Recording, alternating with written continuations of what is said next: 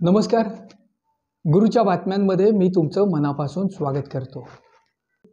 19 मे रोजी सातारचं रत्न गुरुवर्य बबनराव उथळे यांचा वाढदिवस.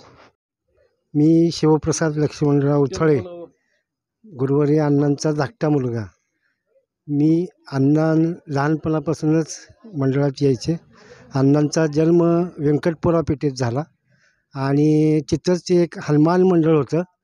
त्या मंडळामध्ये अण्णा लहानपणी जायचे आणि तिथून मग काही मुलं व्यंकटपुरातली या मंडळात यायची, तेव्हा अण्णासुद्धा इथं यायला लागले आणि मग इथंच ते रमले. आणि ह्या मंडळामध्ये 2 मंडळं होती, एक शिवाजी उदय मंडळ आणि उदय मंडळ. तर ह्या दोन्ही मंडळ एकत्र झाली आणि मग अण्णा इथंच एकरूप झाले या संस्थेमध्ये. या मंडळाची स्थापना श्रीमंत छत्रपती शाहू महाराज यांच्या प्रेरणेनं झाली. यामध्ये अण्णा स्वतः, त्यांचे बंधू रामभाऊ उथळे, बाळासाहेब सावंत, पांडुरंग शिंदे, आबासाहेब चव्हाण अशी त्यांच्याबरोबर सगळी जुनी माणसं होती आणि तेही सगळे इथं खेळायचे. लहानाचे मोठे झाले.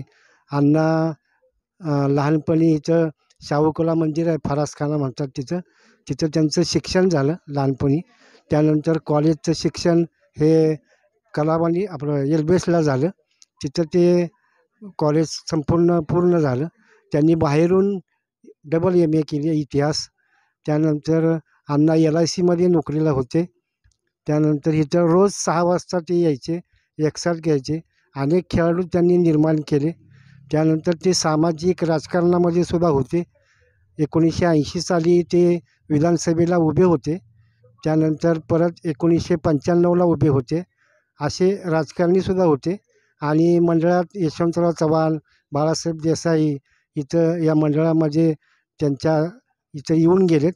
त्यांनी आपल्या भाषणामध्ये सांगितलं, यशवंतराव चव्हाणांनी, की हे शिवाजी उदय मंडळामध्ये जसा साखर कारखान्यामध्ये साखर निर्माण होते, तसे या मंडळामध्ये राष्ट्रीय आंतरराष्ट्रीय कीर्तीचे खेळाडू श्री गुरुवर्य अण्णांनी निर्माण केले, असं यशवंतराव चव्हाणांचे बोल आहेत.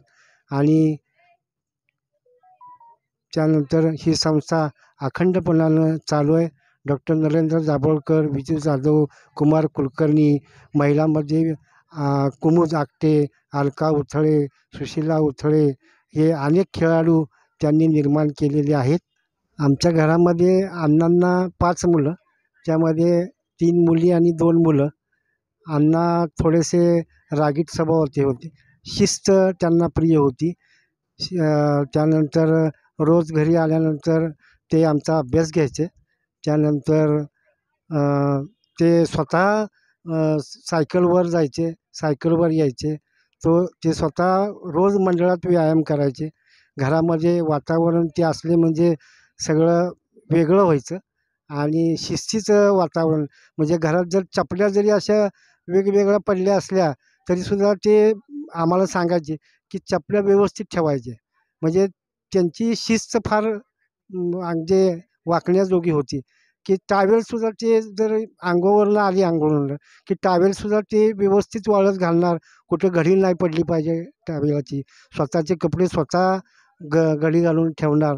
हे कुणालाही त्रास देणार नाहीत, की बाबा हे चप्पल एकीकडं, कपडे एकीकडं, असं काही घरामध्ये वातावरण सगळं व्यवस्थित होतं, शिस्तबद्ध होतं. आणि मंडळामध्ये सुद्धा आम्हाला रोज मंडळात यायला लावायचे, व्यायाम करून घ्यायचे आमच्याकडनं. मुलींचासुद्धा अभ्यास घ्यायचे. त्यानंतर त्यांनी सहली काढल्या, त्या सहलीमध्ये सुद्धा आम्हाला ते घेऊन जायचे. म्हणजे ज्या शिवाजी महाराज ज्या वाटेनं गेले त्या वाटेनं अण्णा आम्हाला घेऊन जायचे सहलीला. आणि शिवाजी महाराजांच्या गोष्टी सांगायचे ते.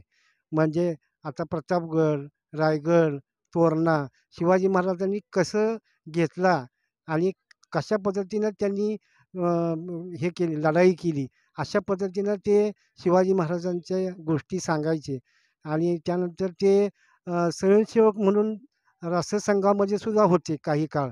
त्यांनी संस्कार आम्हाला सगळ्यांना शिकवले, कसं वागायचं, समाजामध्ये काय केलं पाहिजे, राजकारणामध्ये कसं आपण राजकारण केलं पाहिजे, खेळाडू कसे निर्माण केले पाहिजेत, संस्थेवर कसं प्रेम केलं पाहिजे, संस्था आहे तर आपण आहे, समाजामध्ये प्रतिष्ठा कशी राखली पाहिजे, या बारीक-सारीक गोष्टीसुद्धा अण्णा आम्हाला अजून शिकवतात मंडळामध्ये. सगळ्या पोरांना शिकवतात, मुलींना शिकवतात.